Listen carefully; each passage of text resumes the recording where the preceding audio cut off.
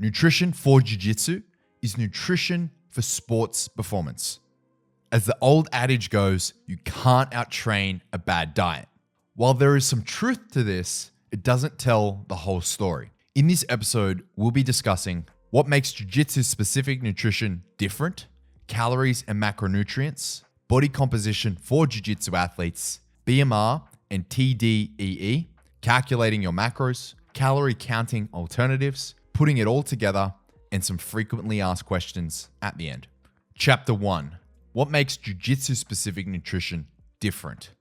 You may be wondering what makes jiu-jitsu nutrition different from eating a regular healthy diet. The biggest differences are that jiu-jitsu nutrition is sports performance nutrition. Whether it's for a hobbyist or a professional jiu-jitsu athlete, it's all about refueling the energy that you expend during jiu-jitsu and your training to support your jiu-jitsu. This is different from a regular healthy eating diet because the energy requirements, the protein requirements, and the carbohydrate requirements are generally much higher.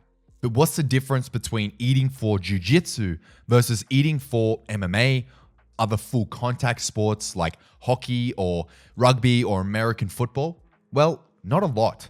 Sports performance nutrition is actually more dependent on the individual that is in question. It's more dependent on your individual goals, your requirements, your unique body composition, and all of the above. Whether or not you're trying to make weight for a competition, or maybe you're trying to fill up into the next weight bracket. Maybe you're trying to put on muscle. So the differences are more dependent on the individual rather than necessarily the sport. However, there are some common goals or some common categories that the vast majority of jiu-jitsu athletes and hobbyists alike fit into. So that is where the focus of this episode is going to be.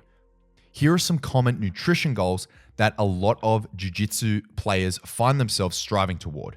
Wanting to improve their performance through better nutrition. Wanting to use nutrition to help increase body mass and fill up into a higher weight bracket, stack on muscle, or just increase size in general.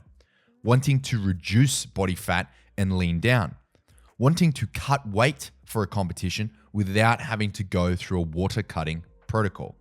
And simply wanting to learn better nutrition practices to live a healthier life. Regardless of which category you best relate to, there's something for you in this episode. Chapter 2, Calories and Macronutrients. We need to start with the basics of sports nutrition. If you're already across these categories, feel free to skip ahead, but you might pick up something along the way. Calories and kilojoules, the energy units. Let's talk about energy. In nutrition, energy is measured in the form of calories. A calorie is the amount of energy in the form of heat needed to raise the temperature of 1 kilogram of water by 1 degree Celsius. When we talk about calories in food, we're actually referring to kilocalories, but that is a subtle nuance difference, and most people just refer to them as calories, so I'm going to stick with that vernacular throughout this episode. If you operate with kilocalories under the metric system, you can convert calories to kilocalories by simply multiplying 1 calorie by 4.184. That will convert the calories into kilojoules. Macronutrients, the big three. Okay, let's talk about macronutrients, or macros for short. There are 3 macronutrients. They are protein, carbohydrates, and lipids, otherwise known as fats. These are the nutrients that make up the energy in your food. So this is where the calories come from. 1 lipid equals 9 calories per 1 gram of fat. 1 gram of fat equals 9 calories. 1 gram of protein equals 4 calories. And 1 gram of carbohydrate also equals 4 calories. So fats are by far the most calorie-dense food. When you hear that term calorie-dense, it simply means that there's a lot of calories relative to the volume of food. If we compare something like peanut butter to a garden salad, the peanut butter is going to be vastly more calorie dense. And that is because majority of it is made up of lipids or fats, which is 9 calories per 1 gram. Whereas if we compare it to a garden salad, the vast majority of the energy coming from that salad is in the form of carbohydrate, but there's not a lot of carbohydrate per gram of salad. So there is a low amount of carbohydrate, lots of fiber in there as well. So when we talk about caloric density, think about it in terms of the macronutrients that's contained within that food. Protein, the muscle builder. Protein is the cornerstone of muscle growth and repair. It's also the most satiating macronutrient. So when you compare eating lots and lots of protein in the form of maybe meat versus eating something that's high in fat and sugar or fat and carbohydrate, you're going to fill up much more quickly on the protein source, regardless of whether or not it is higher in calories. So you may eat a steak, which is lower in calories than a bowl of pasta, but you'll fill up on the steak much faster than you will on the pasta. And that's because protein is satiating or filling. It's also the macronutrient that requires the most energy spent by your body to digest it. So the food that we eat, it's not just energy in, energy out in a sense. When you eat food, your body is required to burn energy to digest and process that food. This is known as the thermic effect of food, or the TEF. The thermic effect of protein is 20 to 30%, meaning that if you ate 100 calories worth of protein, your body would need to burn 20 to 30 calories of that 100 to digest that protein. Compared with carbohydrate and fats, that's pretty high. Whereas carbohydrates, the thermic effect of food, or the TEF, is only 5 to 10%, whereas fats, it's 0 to 3%. So when we look at each of these macronutrients, protein is by far the most demanding for your body to process and digest, whereas fats is the lowest requirement, making it the best storage of energy. But this can be a downside, particularly in the modern era with the typical standard American diet that is quite high in fats and carbohydrates. Protein is absolutely crucial for athletes, and jiu-jitsu athletes are no exception to this. Protein is the primary macronutrient responsible for muscle growth and muscle repair. How much protein do you actually need? Well, I'm going to be discussing that later on in the episode, but I want to cover some common protein myths. Protein is sometimes vilified, where people will say things like too much protein will damage your kidneys, or high protein will damage your kidneys and is bad for your kidneys, so you should eat less protein. This is a complete myth. The only evidence to suggest that a high protein diet will affect your kidneys is if you already have renal failure, meaning you already have kidney damage or kidney failure. For those clinical populations, yes, too much protein can be harmful, but too much protein, or high levels of protein, I should say, will not cause kidney damage or kidney failure. This myth comes from the fact that high levels of protein consumption are associated with a high GFR, or which is known as the glomerular filtration rate, which is the filtration rate of your kidneys.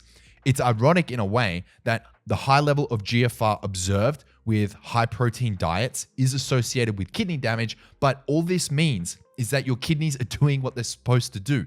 It means that your kidneys are properly filtrating and processing the high levels of protein in your diet. It does not mean that it's causing kidney damage, and it is not a sign of kidney damage. It's actually the inverse. It means that your kidneys are healthy, and it's not a sign of strain, it's a sign of health. So the only time you need to be concerned with a high level of protein in your diet is if you have pre-existing kidney damage. It will not cause kidney damage by itself. Carbohydrates, the energy store. Carbohydrates store energy in your body in the form of glycogen. There are two predominant forms of carbohydrates that you've probably heard of. They're simple carbs and complex carbs. Simple carbohydrates are things like monosaccharides or disaccharides that are a single sugar molecule or two molecules bound together. An example of that is fructose, which is a monosaccharide found in fruit, and sucrose, which is a disaccharide, meaning two molecules found together, which is a glucose molecule combined with a fructose molecule. Complex carbohydrates are found in things like grains and starches. The reason they're referred to as complex is because they're larger, much more complex in their structure compared with simple carbohydrate. The reason that complex carbs are what we refer to as the slow drip carbs, or the carbs that will give you energy throughout the day is because it takes a longer time for your body to break up the molecules or the bonds between the sugar molecules and gain access to the carbohydrates or gain access to those sugar molecules. So that's why they're referred to as complex, and that's why they're slow drip feed of energy type carbohydrates. Think of it again as a web of complex structure that it takes your body a long time to break down. Compare that to simple carbs where there's no bond at all in the form of monosaccharides, or there's only one bond that your body needs to break in the form of disaccharides. You can gain access to those sugar molecules much, much faster. So that's why it's simple versus complex carbohydrates. Simple carbohydrates are often demonized. They're often the bad guy in the story. But simple carbohydrates are not necessarily bad just because they're simple carbs. They can actually be very beneficial, particularly when we combine them with nutrient timing. Take, for example, a scenario where you've just finished a very hard jiu-jitsu session and you want to refuel after the high energy demands required of you for training jiu-jitsu. Well, a good protocol in terms of nutrient timing would be to combine simple carbohydrates with a fast-acting, fast-absorbing protein source. And in this case, the simple carbohydrates will help to shuttle the protein into your muscle. So that is where simple carbs can come to your advantage. Whereas complex carbs, you may want to have them early on in the day, whereas complex carbs can help to reduce the energy bonk that you may feel if you only ate simple carbs. For example, you may swap out your simple carbohydrates for a complex carbohydrate for lunchtime so you don't have that energy crash in the early afternoon. And on the subject of carbohydrate, how much carbs do you need to eat? Well, we are going to discuss that later on in the episode, but I find that the vast majority of jiu-jitsu athletes are actually under eating carbohydrate. Carbohydrate is demonized a lot in the media, and that is because carbohydrate is associated with sugar. And having high levels of sugar in your diet may not necessarily be a good thing, particularly if it's in the form of high fructose corn syrup or other forms of sugars that have been shown to be detrimental to your health and lead to obesity and other conditions. But in the case of sports performance, higher carbohydrate can help to replenish your glycogen stores in between your sessions. And it is very important to have adequate amounts of carbohydrate in your diet. So we will be discussing the details of carbohydrate consumption later on in the episode, but I just want to cover it here that carbohydrates aren't necessarily a bad thing. Carbohydrates are not the enemy.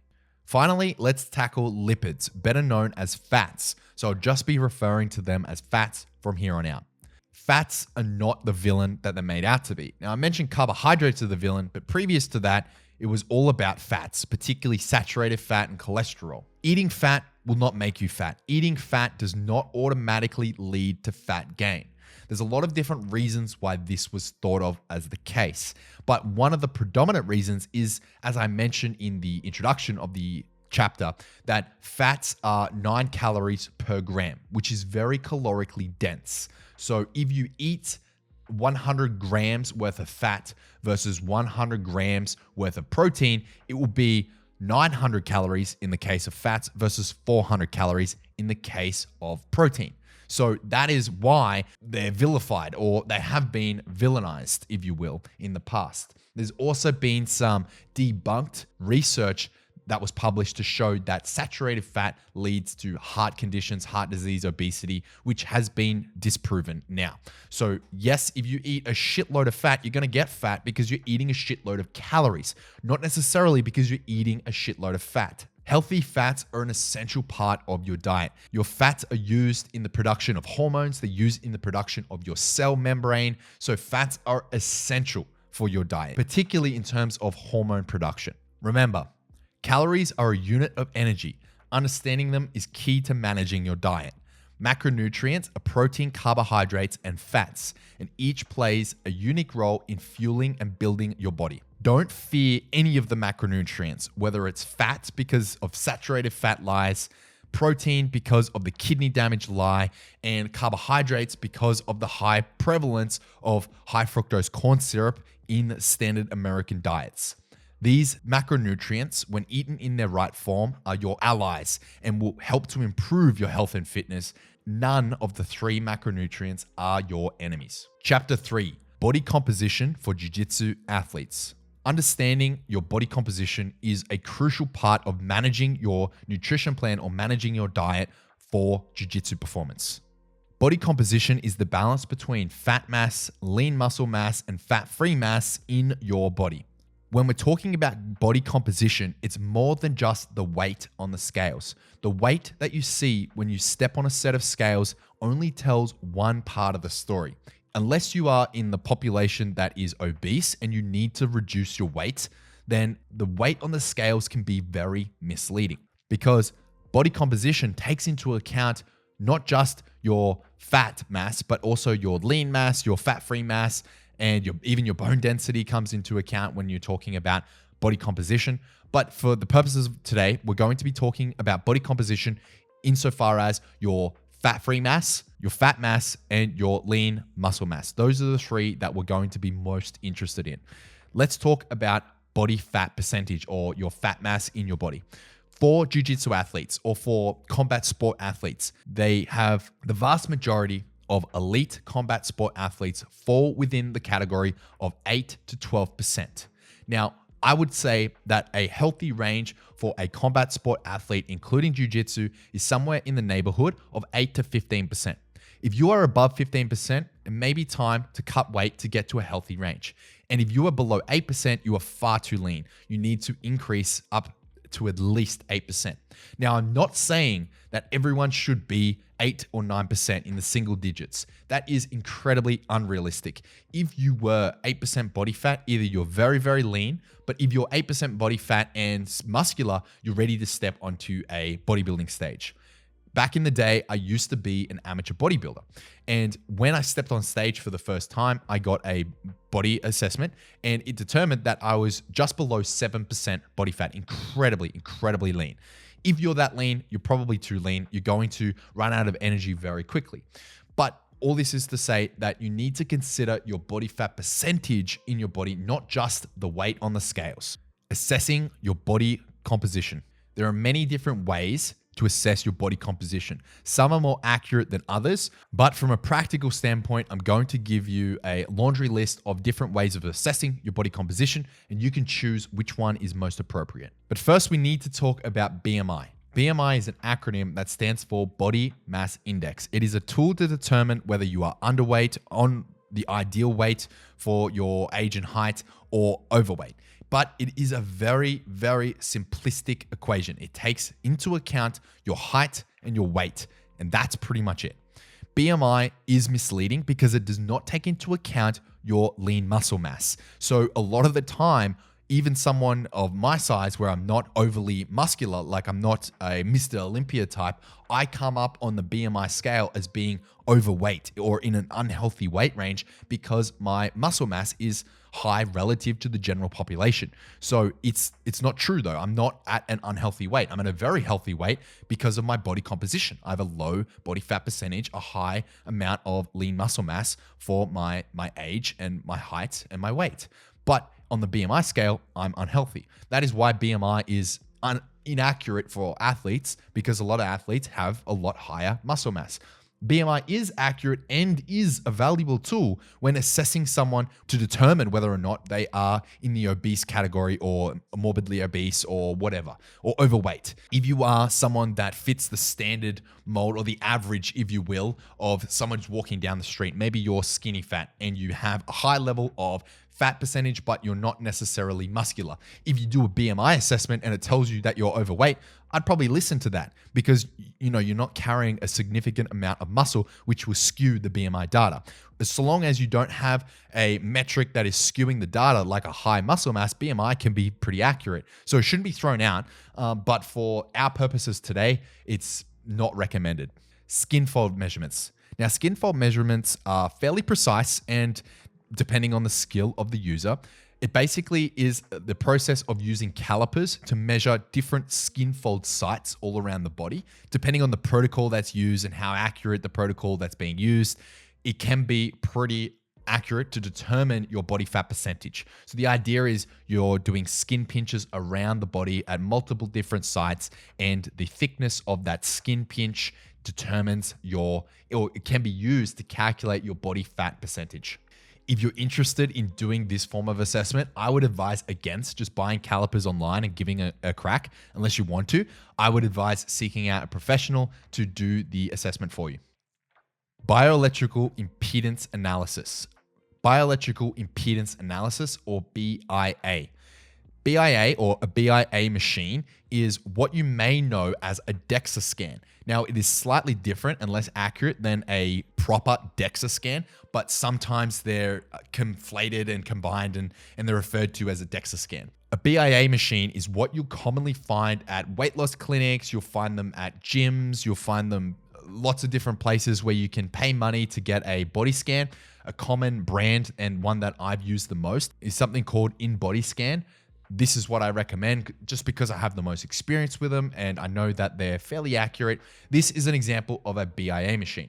A lot of the time people call this DEXA, but DEXA is more accurate and is a bit different and is a lot more expensive of a machine. A lot of facilities like gyms, weight loss clinics will actually offer you a BIA scan in the form of an in-body scan for free, but you can pay a small fee. In a lot of cases, they're very easy to find. You can find them pretty much everywhere and it will cost you anywhere from 20 to 50 Australian dollars. Not sure what they go for in the United States, but it'll be fairly similar.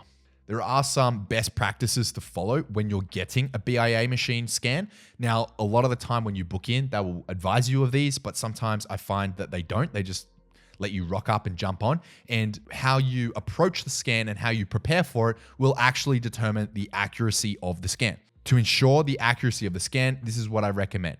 Avoid alcohol 48 hours before. Refrain from intense exercise 12 hours before. Do not eat or drink caffeine, especially 4 hours before your scan.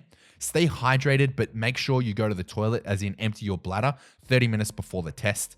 Don't take any diuretics so long as it's medically cleared, and conduct the test in barefoot, because the way the scan works is it sends a pulse up your body through your feet into your hands when you're holding the diodes, and that's how it determines your body composition. Postpone the test if you're sick or you're feeling ill at all, because this can skew the hydration levels. At-home scales.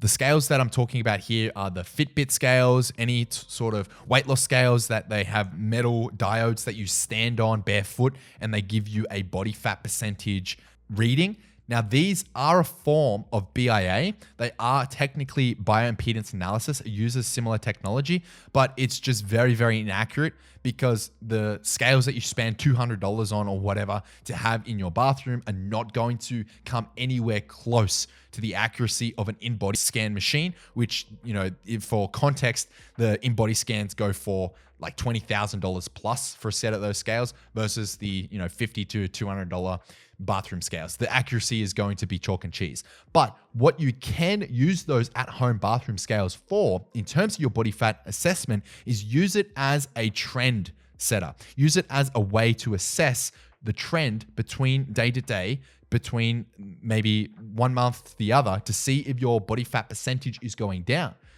We're not actually concerned with the exact number, because that exact number is going to be inaccurate. What we are concerned with is the trend. It's the same when I talk about using your at-home scales to measure your body weight. Now, the actual number I'm not super concerned with. I'm more concerned with the trend. Is your body weight going down? Is it going up? And the same can be said about using those at-home BIA scan scales to track the trends. We're not concerned with the number because it's inaccurate. We're concerned with the trend. Is it going up? Is it going down? Is it staying the same? It's important to note that your body composition will change. It is not a stagnant, fixated thing. Your body fat percentage will also change throughout the year. I find that a lot of athletes that are in their off season, they have an increase of body fat percentage. There's lots of different reasons for that. Sometimes it's intentional. Whereas when they're on season, their body fat percentage will reduce and their muscle mass may increase slightly. Now, it depends on what you're doing in terms of your training, your periodization of your training, your nutrition, but your body composition will change and reflect what you're actually doing day to day. If you want to know if you should cut weight or if you should increase weight, this is what I want to tell you. If your body fat percentage is greater than 15%, it's time to cut weight. and that is for health reasons. It's not healthy to be much greater than 15% body fat percentage for the vast majority of people. Particularly if you're north of 20%, meaning greater than 20%, you definitely want to start cutting fat for health reasons. Likewise, if you are in the single digits or even below 8% body fat percentage, you want to increase. You want to increase your body fat. You want to start eating more and put on weight. That is for, again, health reasons, and it will have a flow-on effect on your performance. Now, if you're in that sweet spot, anywhere from 8 to 15%, you can practically just stay there, and you would only want to reduce or increase depending on your goals. Maybe it's for aesthetic reasons, maybe it's to increase weight to fill up into a bracket, or maybe it's to reduce weight to lower down to be at the top of the weight bracket below.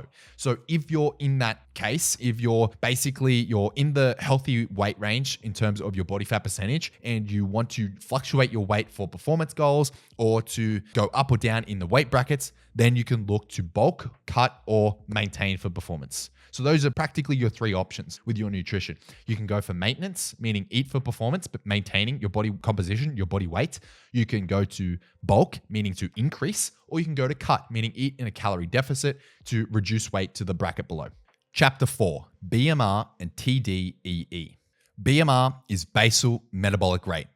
TDEE is total daily energy expenditure. BMR is the amount of calories that your body burns at rest, meaning everything aside, if you were just to lay in bed all day, not move a muscle, that is how many calories your body would need to burn to keep you alive. Your TDEE takes into consideration your BMR and a whole bunch of other factors like thermic effect of food that we mentioned earlier, and your activity levels, your movement throughout the day, all these other factors to create a figure that is the amount of calories that you burn per day, including your activity. So it's your total daily energy expenditure, or the amount of calories that you burn in one day. There are many different ways to calculate both your TDEE and your BMR, but to simplify things, I'm going to point you in the direction of an online calculator that I find is fairly accurate called tdeecalculator.net. All you do is you go on to that website, you plug in your metrics, it will plug in your age, your gender, your weight, your activity level, and it will spit out your BMR and your TDEE. This will get you moving in the right direction. Now, it's not super accurate, but it gets you into a ballpark. They've done research on these type of calculations for BMR and TDEE, and what they find is depending on the individual, they can be out, as in inaccurate, by up to 20%, which may seem like a lot, but when you consider that it is a starting point and it is a ballpark figure to get you moving in the right direction, then you can take it with a grain of salt and manipulate it as required. But why is this relevant? Why do we need to know our TDEE? Well, it helps to determine how many calories you need to be consuming each day. For example, if you wanted to maintain your weight, you would simply eat whatever calories are spat out on your TDEE. You would assess your weight changes, the trend of your weight changes, and then adjust accordingly. Because remember, your calculations can be out by up to 20% or greater in some cases. If you want to cut weight, you would take your TDEE and you would subtract a calorie deficit from this figure. Now, depending on you as an individual, how quickly you want to cut weight, what your body composition is, and your activity level will depend on how significant your calorie deficit should be. But a good starting place is somewhere in the neighborhood of 250 calories. So if you subtract 250 calories from your total daily energy expenditure figure, then you should be losing weight so long as your TDEE is accurate. If you eat that amount of calories, then you would go ahead and assess your weight change. If you're not losing weight or not losing it as fast as you've calculated, you would then create a greater calorie deficit by subtracting more calories. Maybe you bump it up to 500 calorie deficit, and then you go back to assessing. Likewise, if you want to increase weight, you simply add calories to your total daily energy expenditure. You take your TDEE figure, and then you would add 250 calories in intervals to see if you're increasing weight. Now, there are more advanced figures and more advanced ways to determine the exact calories to meet an exact weight goal in an exact period and frame of time, but that is beyond the scope of what I'm trying to communicate in this episode. If you're interested in that, leave me a comment and we can discuss it. Let's talk about the buzz term body recomposition.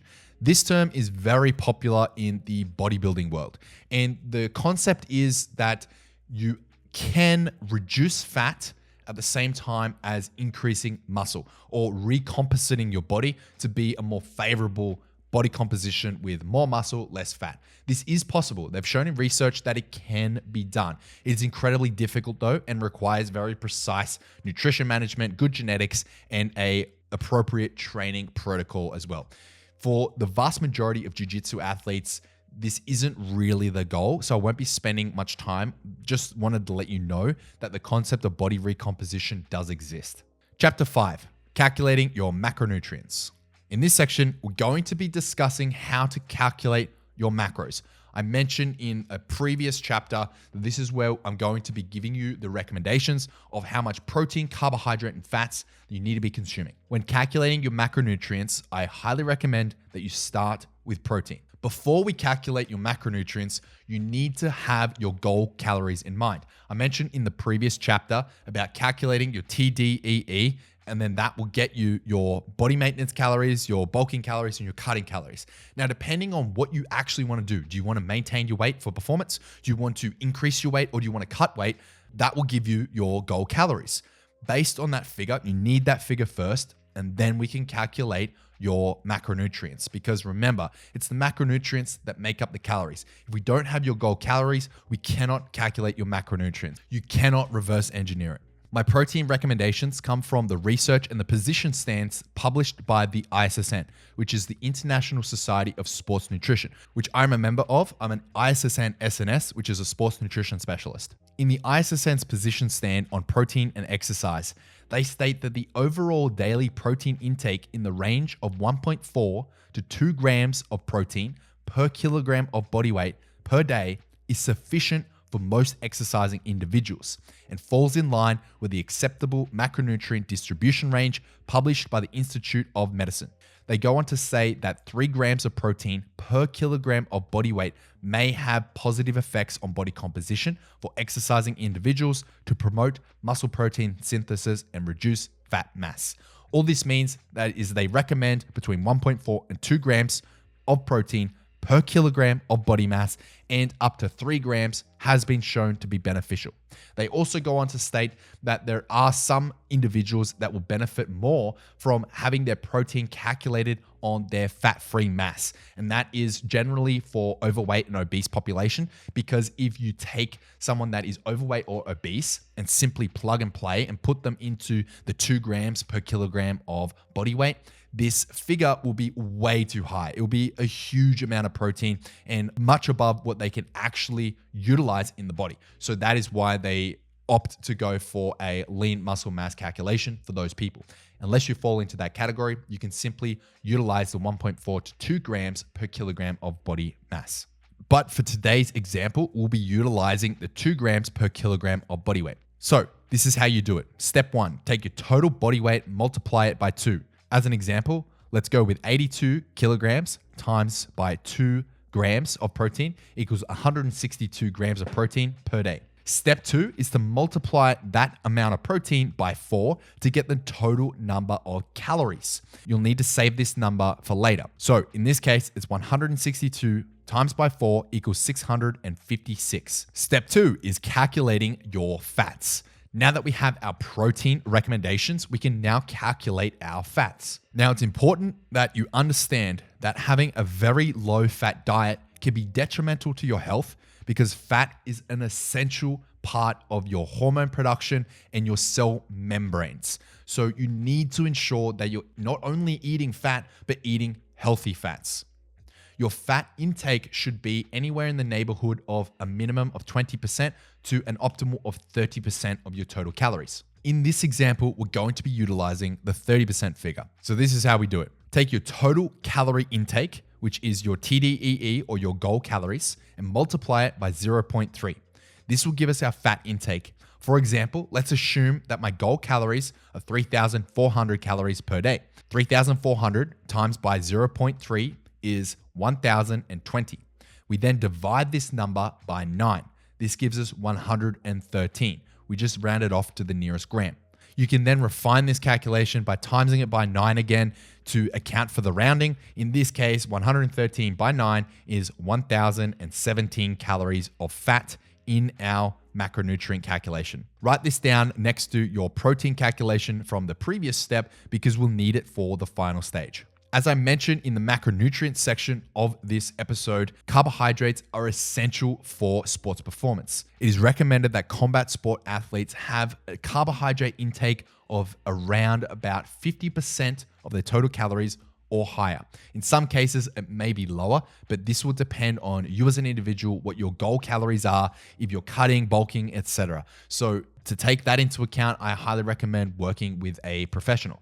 But for now, the way we get to our carbohydrate intake is we're going to take the protein figure that we wrote down in step 1, the fat calculation that we wrote down in step 2, and then we subtract those from our goal calories, and that gives us the remainder of carbohydrates. So let's go through the example. Our total calories from protein from the first step was 656. Our total calories from the fat calculation was 1,017. That gives us a total of 1,673 calories. You then simply subtract this from your goal calories. In our case, our goal calories was 3,400.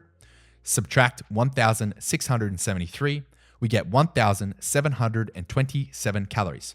We simply divide this number by 4 to get our amount of grams in carbohydrate because there are 4 calories to 1 gram of carbohydrate. So in this case, we have 1,727 divided by 4 equals 432.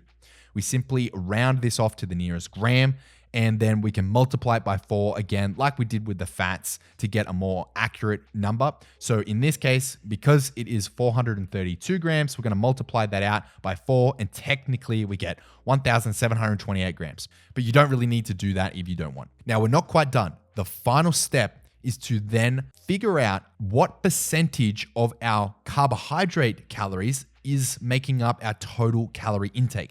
And this is to double check and see what percentage of our total calories are coming from carbs. So the way you do this is you take the calories that we just calculated for your carbohydrate. Remember, in our case, it was 1,728, and you divide that by your goal calories or your total calories. And that is 1,728 divided by 3,400. And that will give you a decimal. In this case, it's 0.51. You simply multiply that by 100 to get a percentage. So it's 51%. Therefore, the total carbohydrate intake that we've just calculated is 51% of our total calories. Now, I mentioned that you want it to be around that 50% mark, so it's perfect. You want to aim for your total calories coming from carbohydrate being between that 40 to 60%. In other sports, they require higher carbohydrate consumption, but for our purposes, 40 to 60% is sufficient. Let's do a very quick recap on what we've covered so that there's no confusion. To calculate your macronutrients, you first need your goal calories. This is based off your TDEE. First step is to calculate your protein. I recommend going with 2 grams per kilogram of body weight. Your second step is to calculate your fats. Start with 30%, but you can be a minimum of 20%, maximum of around 40% of your total calories coming from fats. Finally, you take your total calories coming from protein and your total calories coming from fats that you just calculated, subtract that from your goal calories, and the remainder gives you your total calories coming from carbohydrate. Divide it by 4 to get your carbohydrate figure. This is simply a starting point. Once you have your macronutrients, it's not going to magically formulate itself into a nutrition plan for you. There's so many things that we haven't spoken about that are important for nutrition, like nutrient timing, the different types of carbohydrates, different types of fats, the different types of protein sources even, and the different qualities of protein that you're going to get from different sources, protein timing, glycogen replenishment, hydration protocols. There's so many other things that come into play when we talk about sports nutrition. But this is a very, very surface level introduction into calculating your macronutrients. Now, a lot of people out there, yes, you're going to calculate your macronutrients, but it's hard to know what to do with that figure. You have your macros.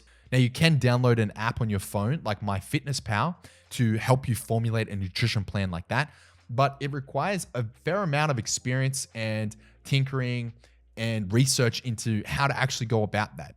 You can also go online and Google free nutrition plans. Be wary of the sources though.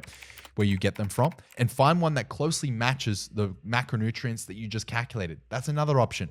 And another option is seeking out a professional to help you formulate a nutrition plan, but they'll probably calculate your macros for you. This is not necessarily easy, but the process is simple. Chapter 6, Calorie-Counting Alternatives. So if you've reached this point, you've listened to each of the chapters in this episode, and you're not convinced, you don't really want to count your calories, you don't want to calculate your macros, or maybe you did go through the process for shits and giggles, you got the number and you're like, I don't know what to do with this. It's a pretty common reaction and it's totally fine. In this chapter, I'm going to be discussing some alternatives to calorie counting to still get as much benefit out of your nutrition for your sports performance as possible. Option 1, set and adjust. The set and adjust method is a little bit of a cop-out because it does require you to go through the processes that I've outlined in the episode so far, do all the steps, formulate your own nutrition plan as the set, and then adjust it, meaning that you have a nutrition plan, maybe you found or whatever, it doesn't matter, and you eat like that religiously, like you're weighing all your food, following the nutrition plan as you understand it, and then after you've learned how to follow the plan, then you can just sort of wing it from there and adjust as required. And what I mean by that is if you follow a nutrition plan for a few weeks, you'll get an understanding of the ballpark of what you need to be eating and what that food looks like, what the serving size looks like, what the types of foods that you're eating that work well with you, the amount of carbohydrates, the amount of fats, the amount of protein, and then you can sort of wing it from there. You can set and adjust, meaning that you don't need to keep counting and weighing all your food. You sort of ballpark, you monitor your weight to see if your weight's going up, going down. You monitor your performance, seeing if you get tired in the afternoon or if you're bonking during your sessions, meaning you don't have enough carbohydrates. You can sort of feel it out from there. It does require a little bit of understanding your body and listening to your body, if I can throw that cliche term around. So it may not be an appropriate option for many people, but this is my preferred approach. This is how I personally approach my nutrition. I don't weigh all my food. I haven't done that in a long time. Every now and then I'll go back and do a check-in, if you will. I will formulate myself a nutrition plan. I'll follow it closely. And then it's sort of like a readjusting process. I'll realign and then go from there. And it works very well for me because I have many years of experience doing this exact protocol. Option 2 is a more practical option, and it is using meal delivery services. Meal delivery services are very hit and miss. Some of them are very good, and some of them are quite shit. Some of them are full of high levels of sodium, high levels of sugar, which you need to be aware of. So yeah, you're hitting your macro and calorie goals, but the way you're doing it is not necessarily healthy. Now, as an analogy, technically speaking, if you're following the old bodybuilder approach of if it fits your macros that you may have seen, which basically means that you can eat anything as long as it fits your macros. Think of it like eating McDonald's. So long as you hit your protein, carbs, and fat intake, then it's good to go. But that will leave you feeling pretty ill, and it will not be healthy for you at all. It's the same can be said about these meal delivery services, albeit they're probably much healthier than eating takeaway in most cases.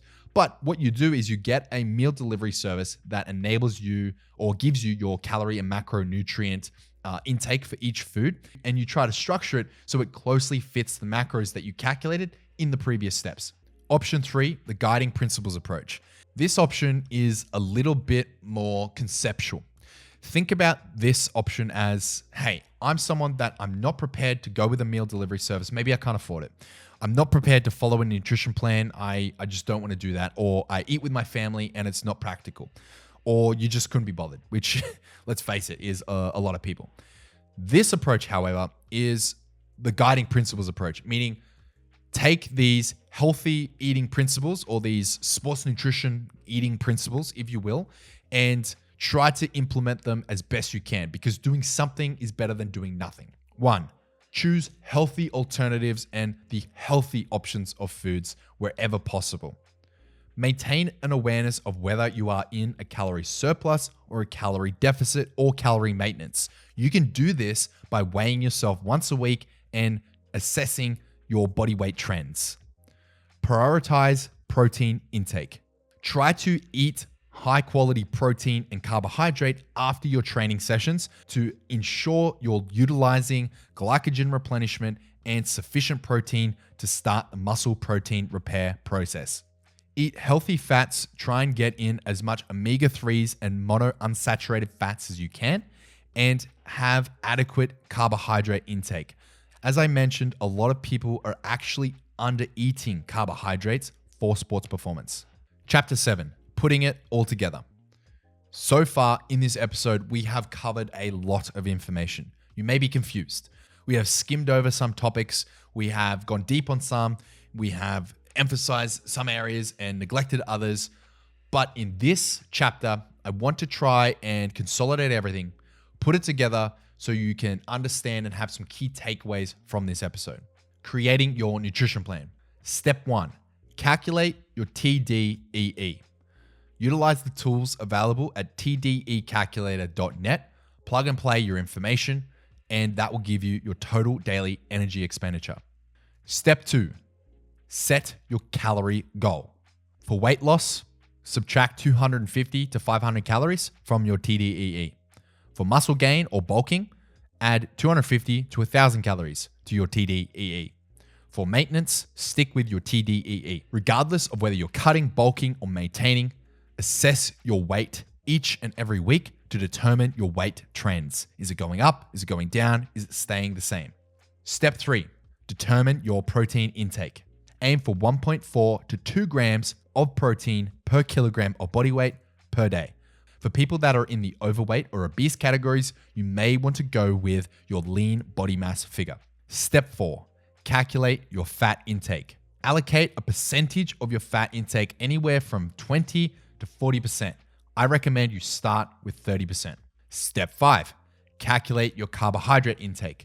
After setting your calories for protein and fat, allocate the remaining calories to carbohydrate.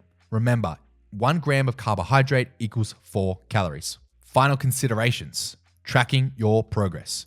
Monitor your body's response to your nutrition plan by regularly checking your weight once per week. And if possible, check your body composition utilizing any of the body composition methods outlined in Chapter 3. Food quality. Choose nutrient-dense foods that meet your macronutrient targets. Remember that if it fits your macros, technically you can eat McDonald's and you'll still hit your macronutrient target. It's all about health and performance. So try and prioritize healthy foods. Chapter 8, frequently asked questions. This chapter is dedicated to answering some frequently asked questions that you may have at this point. Now, there is a lot of information that I left out in this episode. If you want to learn more about sports nutrition, specifically as it relates to jiu-jitsu performance, then check out BJJ Strong Online and go to the Brain Gains and Resources section. There is a full nutrition course which goes into much more detail than I was able to go into in this episode, including downloadable PDFs, quizzes to check your knowledge, and so much more. Check it out at bjjstrongonline.com. Will eating more frequent, smaller meals throughout the day increase my metabolic rate? The simple answer to this is no. Increasing small, frequent meals has not been shown in any research to increase your metabolic rate. What this can do, though, is it can help to alleviate some hunger symptoms when you're following a very strict calorie deficit nutrition plan. Will spreading protein throughout the day assist with cutting? Yes, this has been shown in the research that evenly distributing protein throughout the day can help to preserve lean muscle mass when in a calorie deficit. Does intermittent fasting help to lose weight? Intermittent fasting can actually help to lose weight. The reason for this is because it condenses your eating window, which simulates or enforces, if you will, a calorie deficit on the intermittent faster. Intermittent fasting can also help to reduce your appetite between meals, again, by condensing that eating period, and can help with hunger, which is associated with a calorie deficit nutrition plan. Should you train while fasted? Training while fasted will actually compromise your performance. So if you want to get the absolute most out of your training program and out of your training, I recommend that you do not train fasted, especially for high intensity training like jiu-jitsu or HIIT cardio or even lifting weights. However, if your goal is purely fat loss, then training while fasted in the form of doing some form of low intensity endurance cardio can help to promote more fat loss. So it depends on your priorities and it depends on your goals. Is it realistic to bulk while training jiu-jitsu? Absolutely. Bulking simply means eating in a calorie surplus. Is it realistic to be maintaining a high level of activity and eat in a calorie surplus? It would be harder because you have to eat more calories, but it is totally fine. It's totally realistic.